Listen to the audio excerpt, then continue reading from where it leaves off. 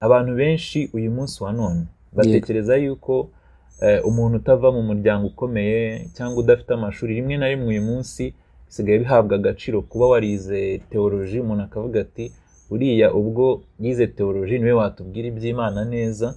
Ariko tubona ko mu mateka yego Imana yagiye ikoresha abantu boroheje. ageze i Baseli rero ntabwo byakundiye abapadiri n'abepiskopi bamwifuzaga kumukoresha nk'igikoresho cyo kugira ngo bibonere indamu zabo nk'uko byari bisanzwe babikora. Yababereye ibamba kubera uno mucyo yari yaratangiye kubona. Zwingli byaragoranye cyane kugira ngo agendere mu murongo nk'uwapadiri bashaka akagenderamo, ahubwo yatangiye umurimo w'ubugorozi.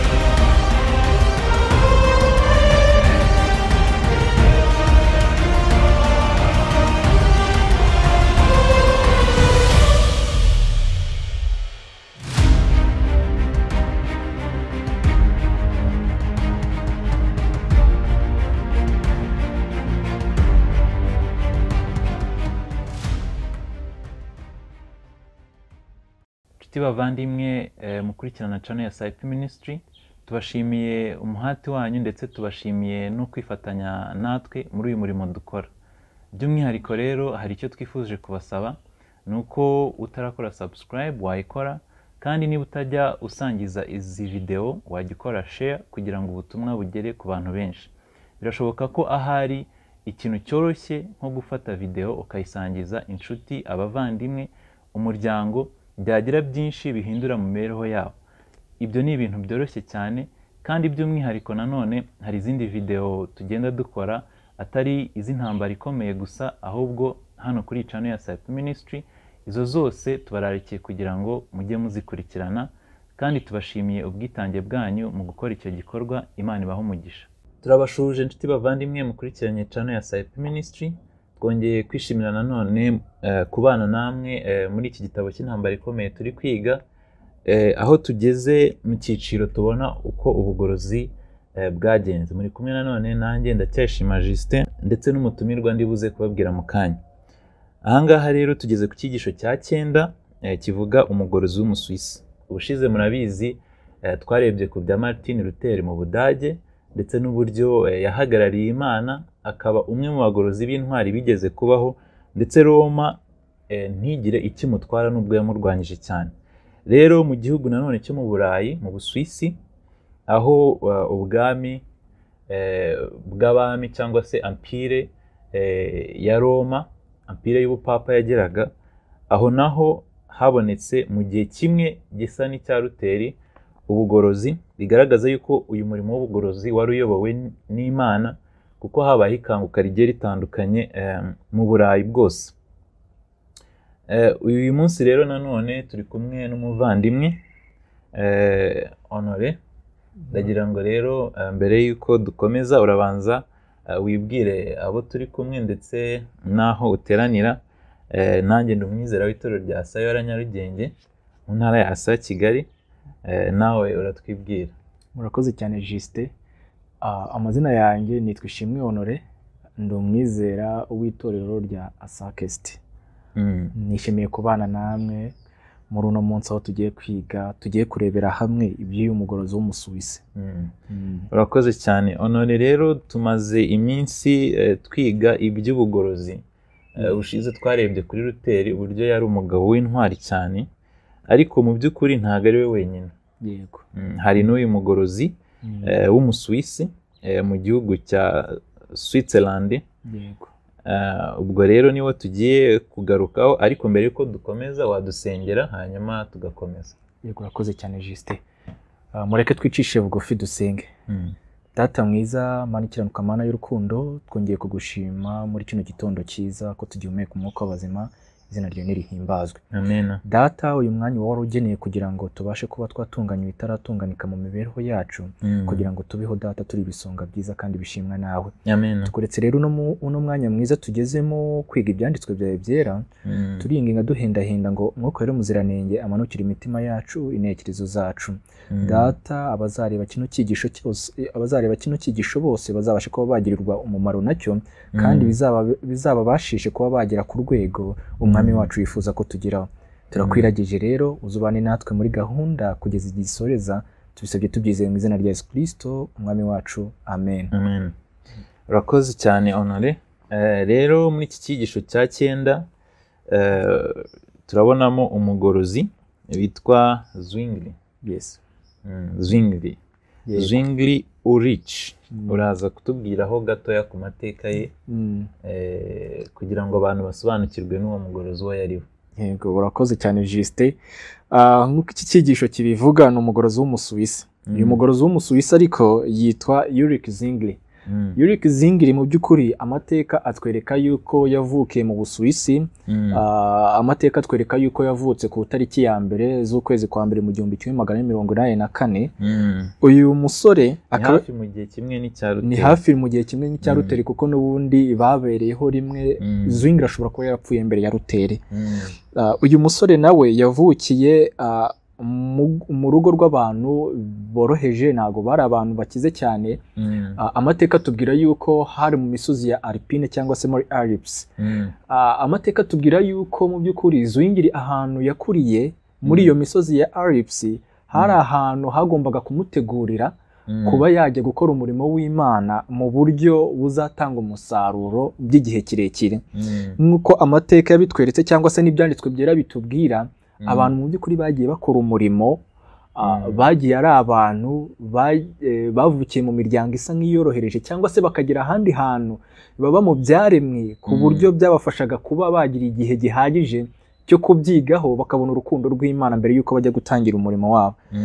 Amateka ya Zwingli rero natwereka yuko aho ngaho yavukiye hari ahantu heza hagombaga kumuteguriza kujya gukora umurimo, ahantu hagiye hatandukanye, ndetse no kujya guhangana n'ubwami bwa Roma bwari buriho, ubupapa bw'icyo gihe.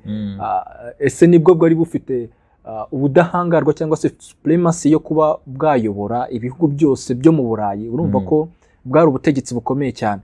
Ntabwo byari korohera umuntu uwo ari we wese kugira ngo abashe kuba yatera intambwe ajye kuwopoza. Byasabaga ko umuntu aba yarateguwe. Zwingli rero nawe aha hantu yakuriye hari ahantu hamuteguriye kugera kuri iyo ntego, nk'uko tuza kubibona mu gukomeza kwiga kino cyigisho. Amashuri ye rero, Zwingli nawe ababyeyi biwe ntago bishimiye yuko yakomeza kwiga mu bigo by'abapadiri, nk'uko twabibonye ko na Luther nawe umubyeyi we si yishimiye yuko yajya kuba mu bapadiri kubera imibereho y'abapadiri n'abepiskopi. Umubyeyi we yabonye yuko ari imibereho yo gusayisha, ntacyo byajyaga kuzamugezaho. Ariko n'ubundi kubera ko uyu wari umurongo Imana yashakaga ko binyuramo, birumvikana nta cyagombaga kuwukoma mu nkokora, niko n'ubundi byagombaga kugenda. Amashuri ye rero ku myaka 15 Zwingli yagiye aho kwiga aho bita Berlin, ariko ageze Berne ababyeyi be babona ko ari ahantu hadashobora kuba yakura kandi hadashobora kuba hamutegurira kugira ku rwego bifuzaga ko yageraho. Hashize igihe gitoya cyane ababyeyi be bamuha itegeko ry'uko agomba kugaruka mu kirorero cy'iwabo. Ariko agarutse mu kirorero cy'iwabo nanone ntibyari gukunda ko akomeza kwicara ari nkurabusa. Ababyeyi bamushakiye irindi shuri aho agomba kujya kwiga i Basel. Ese ubwo nibwo buzima buri brief amashuri yiwe ko yabayeho kiri umwana mutoya. Byabasha noneho kuduha amakuru y'ingenzi kuri uno mugabo tugiye kureba byimbitse. Urakoze cyane, kandi by'umwihariko nk'uko wabigarutseho twabonye yuko mu by'ukuri famiye yabo yari famiye yoroheje, yiberagaho mu misozi. Ntabwo ari famiye yari ikomeye mu mujyi y'abategetsi, ahubwo yari abaturage bacishijwe bugufi kandi nk'uko twabonye no kuri Luteri niko byari bimeze cyane ariko rwose ibyo ntibyavugaga yuko batari bafite ubwenge ahubwo bari abantu bafite impano z'ubwenge bakomora ku Mana kandi Zwingli we batubwira yuko yari n'umumizician n'umunyabugeni afite impano zigiye zitandukanye ariko mu by'ukuri yari wo mu muryango uciye bugufi ndagira ngo rero tugaruke kuri icyo kintu gitoya mbere yuko dukomeza abantu benshi uyu munsi wa none batekereza yuko umuntu utava mu muryango ukomeye cyangwa udafite amashuri rimwe na rimwe uyu munsi bisigaye bihabwa agaciro kuba warize teoloji umuntu akavuga ati uriya ubwo yize teoloji niwe watubwira iby'Imana neza ariko tubona ko mu mateka Imana yagiye ikoresha abantu boroheje wenda waduha ku ngero gatoya hanyuma tukareba uburyo ki dukwiye kutagwa mu mutego wo kumva yuko hari abantu runaka basobanura iby'Imana neza kurusha abaciye bugufi. Urakoze cyane. Mu gusubiza icyo kibazo cyangwa se kurebera hamwe icyo umucyo w'Imana bitubwiraho reka twifashishe iki gitabo n'ubundi kuko babivuzeho. Aha kuri page 124 kuri paragraphe ya mbere ku gasubi ka mbere hari amagambo umwanditsi yanditse. Mu gutoranya abakozi bo kuvugurura itorero hagaragara ya gahunda y'Imana yakoreshejwe mu kuritangiza. Umwigisha waturutse mu ijuru yirengagije abantu bakomeye bo kwisi, abanyacyubahiro n'abakire bari bamenyereye gusingizwa no guhabwa icyubahiro nk'abayobozi b'abandi. Bari abantu bibona cyane kandi buzuwemo no kwiringira mu ikuzo. Bari bafite ryuzuye ubwirasi ku buryo batashoboraga guhinduka ngo bifatanye na bagenzi babo kandi bafatanye n'umunyanazareti wicishaga bugufi. Abantu batashoboye kwiga n'abarobyi bamenyereye umuruho w'i Galileya nibo bagejejweho uyu muhamagaro ngo nimunkurikire nzabahindura abarobyi b'abantu. Aya magambo tuyabona muri Matayo igice cyaho cya 19. Mu by'ukuri igice cya 4 umurongo wa 19 urakoze cyane. Mu by'ukuri umwanditsi atweretse yuko iyi ni gahunda yashizweho n'Imana. Mu by'ukuri yo gutoranya abantu boroheje hanyuma y'ahandi. Kuko nuko tunabibona mu byanditswe byera uribuka umugaragu w'Imana Mose. Mose mu by'ukuri yahamagariye gukora umurimo w'Imana kugira ngo azavane ishanga ry'Imana muri Egiputa akabujyana mu Kanani. Ariko hari indi process, hari ubundi buzima Mose yagombaga kunyuramo kuko turabizi neza Mose yavukiye mu rugo rwa Farawo. Yari igikomangoma. Yari afite amahirwe menshi cyane yo kuzaragwa kuyobora Egiputa. Ariko yatekereje yuko ashobora kuzasohoza umurimo wo gucungura cyangwa se kuvana Abisirayeli mu buretwa abikoresheje ingufu. Ariko Imana iyo ntago ari yo gahunda yari ifite. Imujyana kumwigisha nk'uko tubibona yamaze imyaka igera muri 40 mu misozi aragira inama. Birumvikana yuko yagombaga kumanza gucishwa bugufi kugira ngo ibyo agiye gukora bitazaba ikuzo ryiwe ahubwo ikuzo rizavamo rizaba ikuzo ry'Imana. Urakoze cyane. Kandi hano aho hepfo yaho bakomeje batubwira yuko dukeneye gusobanukirwa n'impamvu. Imwe mu mpamvu ituma Imana itanyura muri abo bantu nuko abenshi si bose ubwibone butewe n'icyubahiro bafite niko hano batubwiye. Yego. Butuma batabasha guca bugufi ngo bumve iby'Imana. Ngo abagorozi bari ku ruhembe rw'imbere bari abantu bafite imibereho yoroheje babaye abantu mu gihe cyabo badafite ubwibone buterwa n'imyanya y'icyubahiro kandi ntibari batwawe n'urwikekwe n'uburiganya bwarangaga abapadiri. Bari abantu badafite ubwo bwibone butewe n'icyubahiro. Yego. Nuvuga ngo ariko uramutse ubaye ukomeye ukaba udafite ubwibone, Imana nawe yagenza gute? Yagukoresha nk'uko tubona ba Danieli, ba Dawidi, ba Salomo n'abandi bagiye bakoreshwa n'Imana. Ba Yobu hari ingero nyinshi cyane. Nuvuga ngo impamvu imwe ituma kenshi Imana itabanyuramo baba bafite ubwibone mu mitima yabo. Yego.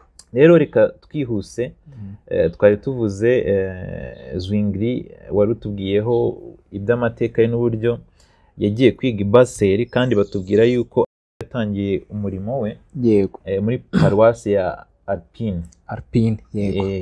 Aho ngaho rero uratubwira ese yaragiye akora nk'uko bari bamwitezeho nk'abandi bapadiri cyangwa se Imana yatangiye kumukoresha gute mbese?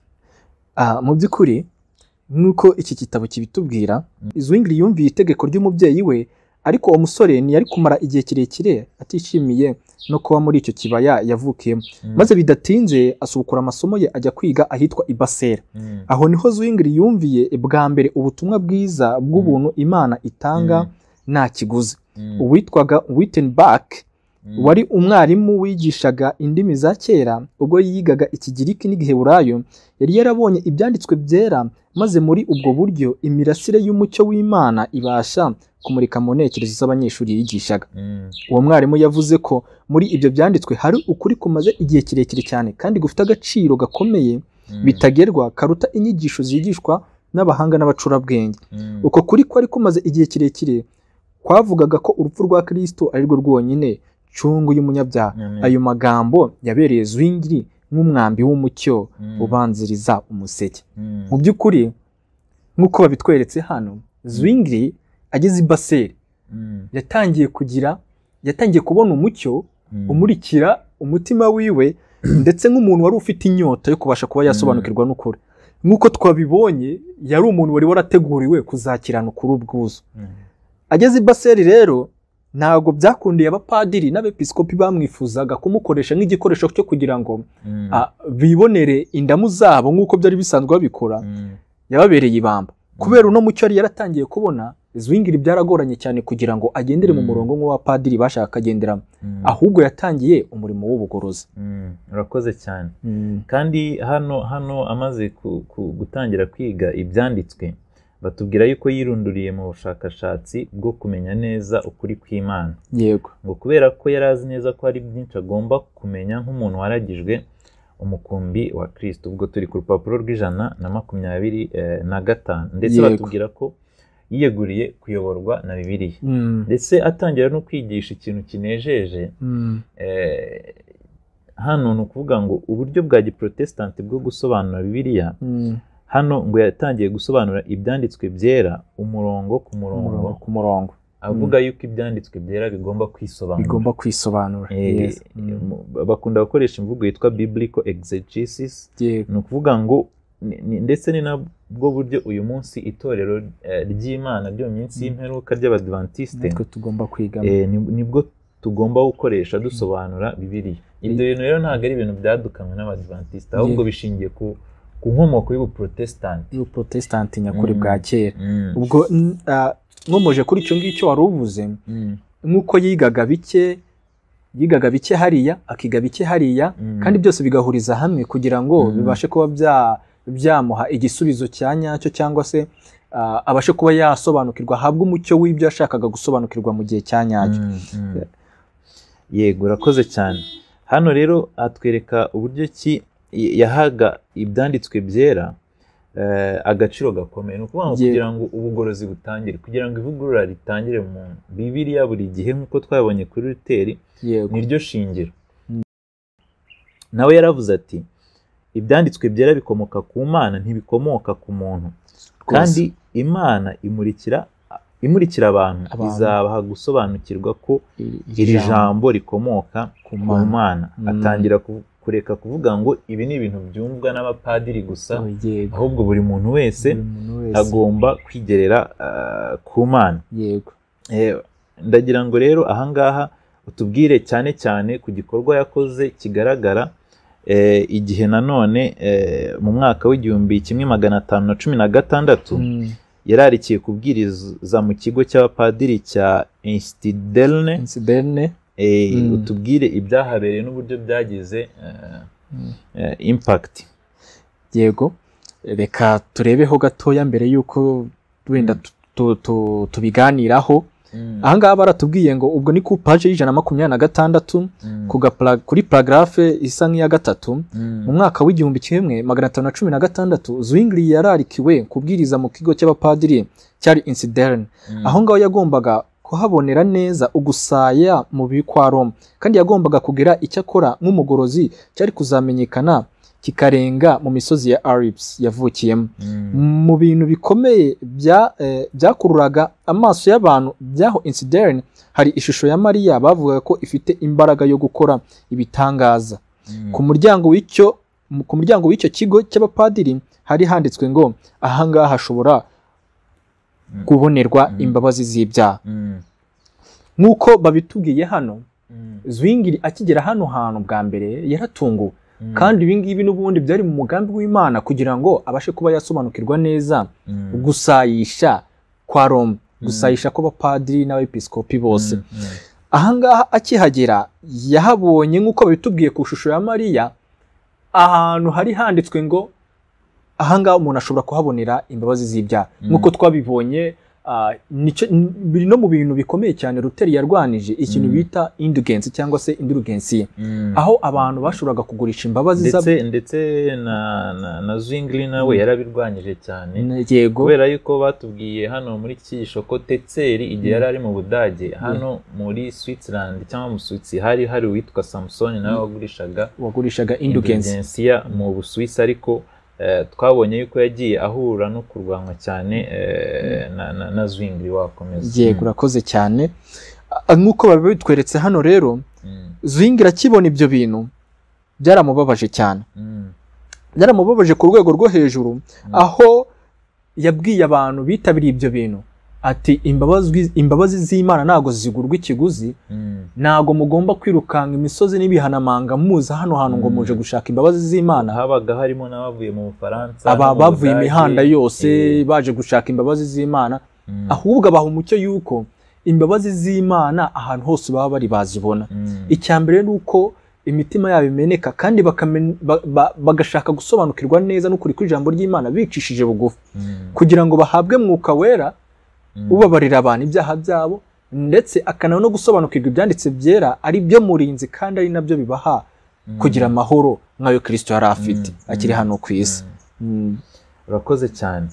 Noneho rero ibi yakoreye ahangaha, wenda hari ikintu tubona uburyo ki ubugorozi bwagiye bukura, tubonamo kurinda kw'Imana. Urumva yuko niba yarabwirije ibyo, ahari bari no guhita batekereza bati reka tumuce, ariko bakomeje kubona yuko bitewe n'ubwenge yari afite ashobora gukomeza kubwiriza. Yego, benshi babyakiranye umunezero, hagira n'abamurwanya, ariko Imana yakomeje kumurinda ku buryo ndetse noneho aho ngaho yari ari gutegurirwa umurimo yari gukorera Zurich. Zurich ni umwe mu mijyi ikomeye cyane yo mu Busuwisi ndetse na n'uyu munsi. Yego, aho rero niho yari agiye gukorera umurimo we, ndetse baramuhamagara kugira ngo azajye kubayo umupadiri kandi anabwiriza. Yego, ariko hano ku rupapuro rw'127 kuri paragraph isoza, ngira ngo bamuhaye amabwiriza, tugiyeho gatoya kuri ayo mabwiriza yahawe, ndetse niba yarayakurikije koko. Urakoze cyane. Nk'uko umwanditsi yabivuze, imirimo Zwingli yakoreye Insidero niyo yamuteguriye kuzakora umurimo mugari yajyaga gukora Zurich. Nk'uko wari bivuze, hari amabwiriza bamanje kumuha mbere yuko atangira gukora umurimo. Reka tubirebe kuri ino paragraph isoza. Baramubwiye bati, uzakora ibishoboka byose kugira ngo umugabane w'icyigisho wigishijwe ugere umusaruro winjiza, kandi ntukagire icyo usubiza inyuma. Uzashikiriza abizera bose, waba ari ukubwiriza kuri alitari cyangwa kwakira abicuza ibyaha, ko bagomba gutanga icyacumi cyose n'ibindi bisabwa, kandi bakerekanisha amaturo yabo batanga ko bakunda itorero. Uzita cyane ku kongera inyungu zituruka ku barwayi muri za misa n'indi mihango yose ikorwa. Abamuhaga amabwiriza bongeyeho bati, ku byerekeranye no gutanga amasakaramentu, kubwiriza ndetse no kwita ku mukumbi, ibyo nabyo ni inshingano y'umupadiri. Icyakora kuri izo nshingano ushobora gukoresha ugusimbura, ariko by'umwihariko mu kubwiriza. Ntabwo ugomba guha amasakaramentu umuntu uwo ari we wese uretse abantu bakomeye, kandi ukabikora gusa igihe baguhamagaye. Ntabwo wemereye gukora ibyo utabanje kurobanura abantu.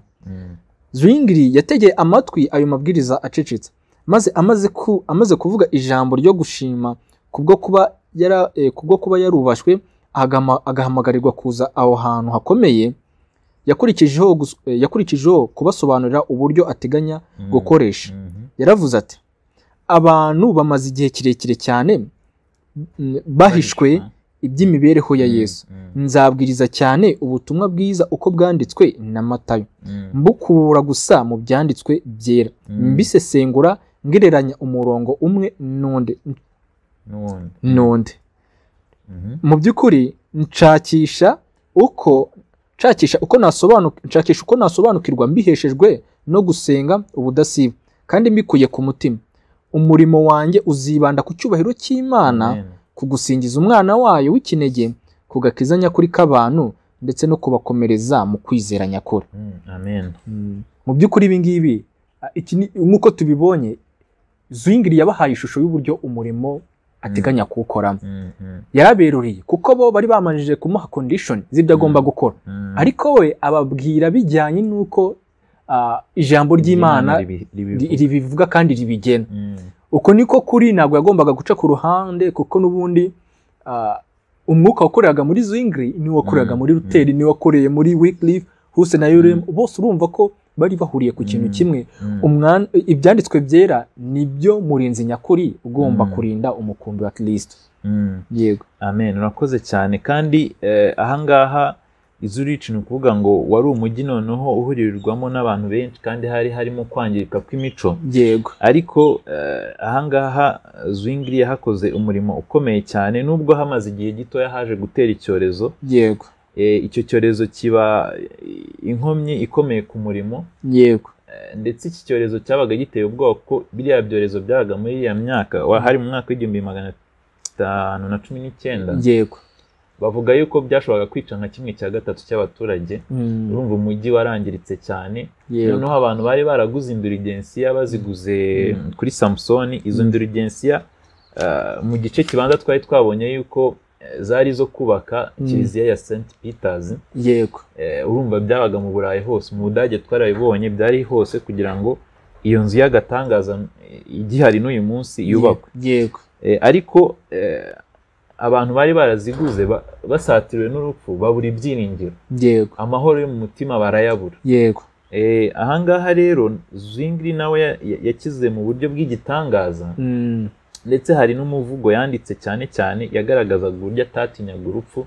Ndetse yavuze yuko ari igikoresho mu biganza by'Imana, yuko Imana ishatse yagikoresha cyangwa se ikakimena. Yego. Kuvuga ngo yari yizigiye Imana, ariko Imana ikora igitangaza arakira. Nyuma yaho rero icyo cyorezo bisa nkaho cyahaye imbaraga ubugorozi. Yego. Noneho abantu bari biteguye kumva ibyihumure bituruka mu kwizera Kristo, we gakiza konyine, kuko buriya nibyo bizana amahoro cyane rwose. Ibindi umuntu akora akagerageza kwiremera ibicocero ntago bitanga amahoro, ntago bishobora kuba byadukiza, kandi nta n'amahoro arambye bishobora kuba byaduha.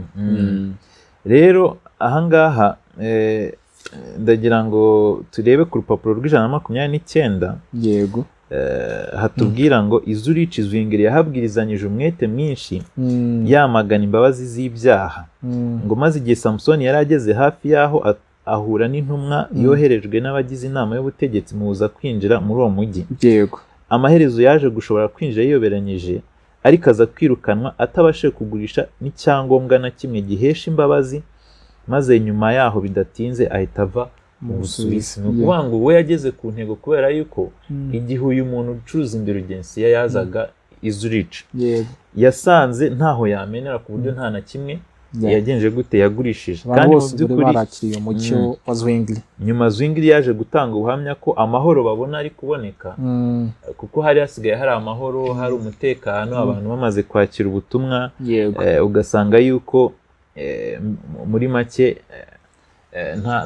nta byaha bigihari, kubera yuko Roma itari igifite inyigisho zayo zisakaye. Wenda ikindi nshaka ko twihutiraho ni debate ya Baden, kubera ko Roma ibonye idashoboye kumwigarurira, yagerageje guca mu nzira noneho yari imenyereye gukoresha. Yavuga iti reka tumutumize dukore debate, ariko mu by'ukuri iyo debate babaga bagambiriye yuko uko byamera kose bari buguce. yego umugorozi noneho bakagufatira n'iki ibihano n'ibihano gupfa harimo nko gupfa cyangwa se no gutotezwa yego n'ibindi bigiye bitandukanye yego aho ngaho rero ndagira ngo wenda aba ariho tuvugaho gatoya cyane kuri iyo debate ndetse n'uburyo Imana yigaragarije aho ngaho. Yego urakoze cyane, reka tujye kuri ino page y'132 kuri paragraphe yaho ya mbere, ariko reka duhere navuga ku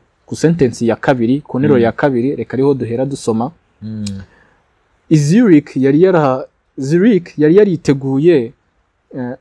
yariteguye kubasuhuriza abo Roma yari kohereza bose, ariko kujya i Baden ahari haramenewe amaraso y'abaziraga guhamya kwizera kwabo, byari ukwishora mu rupfu. Abitwa Ocolambius na Hara nibo baturanyijwe guhagararira abagorozi, naho umugabo w'ikirangirire mu buhanga witwaga Ek aba ari we uhagararira Roma, agaragariwe n'itsinda ry'intiti n'abayobozi b'itorero. Mu by'ukuri nk'uko tubibonye, Zurich hari ahantu hari haramenewe amaraso menshi cyane, ariko i Baden niho hatoranijwe kugira ngo hazabere ikiganiro mpaka cyagombaga guhuza, ese ubwo ni side ebyiri, ni side y'ubugorozi na side y'ubupapa.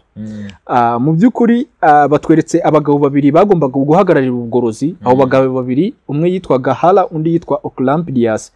Umugabo rero w'ikirangirire wari uhagarariye ubupapa cyangwa se Roma bamwitaga Ek. Ubwo batweretse yuko yari agaragiwe n'abantu benshi cyane bari bamuzengeretse, b'intiti ndetse n'abagabo b'ibikomerezwa bakomeye cyane. Reka dusome hano kuri ino paragraphe, muri ino paragraphe yaho ya nyuma kuri ino page 132. Ese turebe uwo mugabo bita Ek n'aba bagabo bitwa Ocolambius na Hara, uburyo bafashwemo cyangwa se ishusho bagaragaragamo igihe icyo kiganiro cyangwa se igihe iyo kamaramaka yarimo iba. Mu gihe cy'inama, Ek yazamukanaga isheja akajya ku ruhimbi rwabaga rurimbishijwe cyane, mu gihe Ocolambius wari umuntu woroheje wabaga yambaye imyambaro yoroheje, we yagombaga kwicara ku gatebe kabaje nabi imbere yabo bari bahanganye. Ijwi rya Ek ryararangururaga ndetse n'icyizere, ijwi rya Ek ryarangururanaga ndetse n'icyizere cyamurangaga ntibyamutengushe. Umwete we wakangurwaga no kwiringira ko azahabwa izahabu kandi akamamara, kubera ko uwaburaniraga ukwizera yagombaga kugororerwa amafaranga menshi. Iyo yaburaga ingingo nziza avuga, yifashishaga ibitutsi ndetse no kurahira. Ocolambius wari usanzwe ari umuntu woroheje kandi uvuga make, yari yarashatse kujya muri urwo rugamba, maze arwinjiramo yiyemeje agira ati, nta rundi rugero ngenderwaho mu gufata umwanzuro ruruta ijambo ry'Imana. Mu by'ukuri ahangaha batweretse itandukaniro ryari riri hagati y'aba bagabo bombi. Nk'uko babitweretse, umugorozi yari umuntu uciye bugufi, kandi imibereho yiwe ntabwo ihabanye cyane n'iy'umwigisha wiwe w'i Nazareti. Nk'uko tubona imibereho ya Yesu Kristo, yari umuntu uciye bugufi cyane. Ndetse n'ibyanditswe byari bitubwira yuko igihe yarimo abazwa imbere y'abategetsi bari kumucira urubanza, ntacyo yigeze ababwira, ahubwo wabonaga ko ari umuntu ufite amahoro yo mu mutima, kandi ayo mahoro y'umutima yakomokaga ku Mana. N'uyu mugorozi rero nawe ayo mahoro yakomokaga ku Mana niyo yari afite mu gihe yari azengurutswe n'abanzi biwe. Mu by'ukuri iyo dukomeje gusoma hano, batwereka yuko abaturage basanzwe bari bari aho ngaho babonye yuko aba bagorozi bitaga yuko ari abantu batajyanye na gahunda z'itorero cyangwa se bica amategeko y'Imana, baje kwibonera ubwabo, ndetse banahamya yuko ahubwo aba bagorozi aribo bantu b'intungane kurusha abapadiri n'abepiskopi bari babayeho mu buzima bwo gusayisha. Urakoze cyane Honore kutubwira ku buryo bari bahabanye, ndetse n'uburyo mu by'ukuri abagorozi bari baciye bugufi, ariko Roma ifite isumbwe n'icyubahiro, ndetse yabura ukuri igakoresha ibitutsi. Yego rero nubwo byari bimeze gutyo, turabona yuko intsinzi yaje kuboneka, kubera ko muri icyo kiganiro mpaka cyamaze iminsi irenga 18. Yego byaje kurangira bavuga ko abayoboke ba papa batsinze kuko abanditsi bose bari batoranyije n'ubupapa bari batoranyijwe n'ubupapa. yego hanyuma rero icyo gihe byaje kurangira mbese baciriyeho iteka ubugorozi, yego bavuga yuko abagorozi batsinzwe, ndetse ko umugorozi mukuru Zwingli umuyobozi wabo aciwe mu itorero. yego ariko ikintu gitangaje ni uko izo mpaka zaje kugaragaza mu by'ukuri ko Roma iri mu kinyoma, ahubwo yuko ubugorozi buri mu kuri, ndetse biza kurangira umujyi w'ingenzi wa Berne na Basel byose bitangaje yuko iyobotse ubugorozi. Berne kandi ni umurwa mukuru wa Switzerland uyu munsi. yego rero ndagira ngo tugana ku musozo tubwire ni iki twasigarana abantu basigarane muri iki cyigisho. urakoze cyane. mu by'ukuri ijambo ry'Imana kuva kera kose Satani yarigiraga amajanja ashaka kurisibanganya burundu, kuko nk'uko twabibonye ijambo ry'Imana ni umuyobozi uyobora umukumbi w'Imana. none ibyanditswe byera byabereyeho kutubera umuyobozi mu myaka yose yagiye inyuraho, nk'uko twabibonye, ndetse no mu gihe cy'umwijima. mu by'ukuri Satani yasaga nk'aho yatsinze akoresheje ibikoresho bye by'ubupapa, kuko nk'uko twabibonye hari igihe cy'umwijima cyabayeho abantu batazi iby'ijambo ry'Imana, abantu bari mu mwijima batazi umucyo uturuka ku Mana. ariko abo bagabo b'abagorozi nicyo kintu cyari cyarabazanye. niyo mpamvu Imana yabahagurukije mu gihe gikwiriye kugira ngo babashe kuba bagarura wa mucyo wari warazimangatanye. mu by'ukuri ikintu cya mbere twakwigira kuri Zwingli ni uko ibyanditswe byera ari byo muyobozi wonyine wo kutuyobora.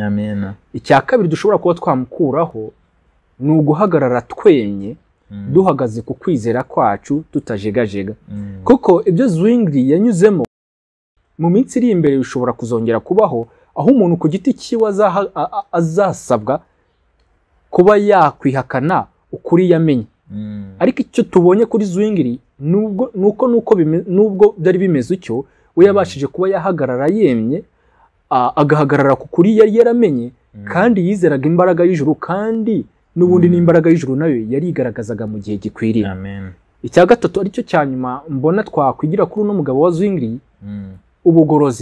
ubugorozi natwe ubwacu bushobora kuba applied mu mibereho tutagiye kure, ahubwo ibyo twiga, umucyo tubona buri munsi, tukagerageza tugashaka imbaraga, tugasaba Imana imbaraga kugira ngo tubashe kuba twawushyira mu bikorwa.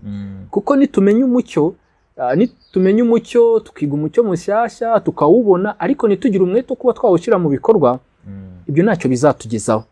ariko Zwingli ibyanditswe byera yamurikiwe nabyo, kandi noneho agira n'umwete wo kubishyira mu bikorwa. ibyo yabaga yize bishyashya, umucyo yabaga yabonye mushyashya, yagiraga umwete wo kubasha kuba yawushyira mu bikorwa.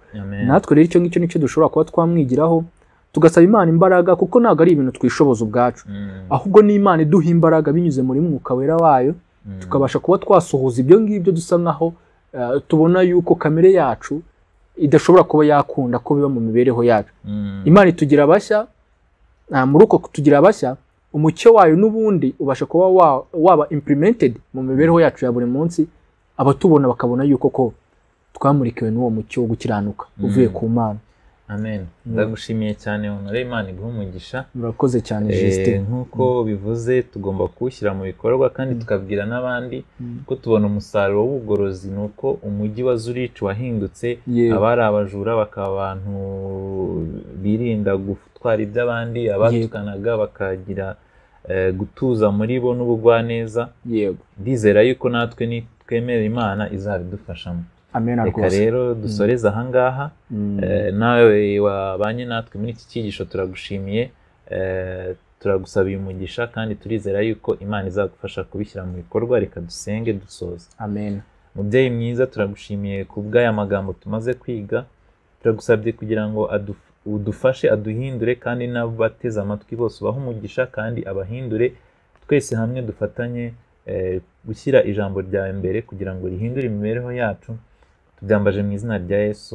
Amen.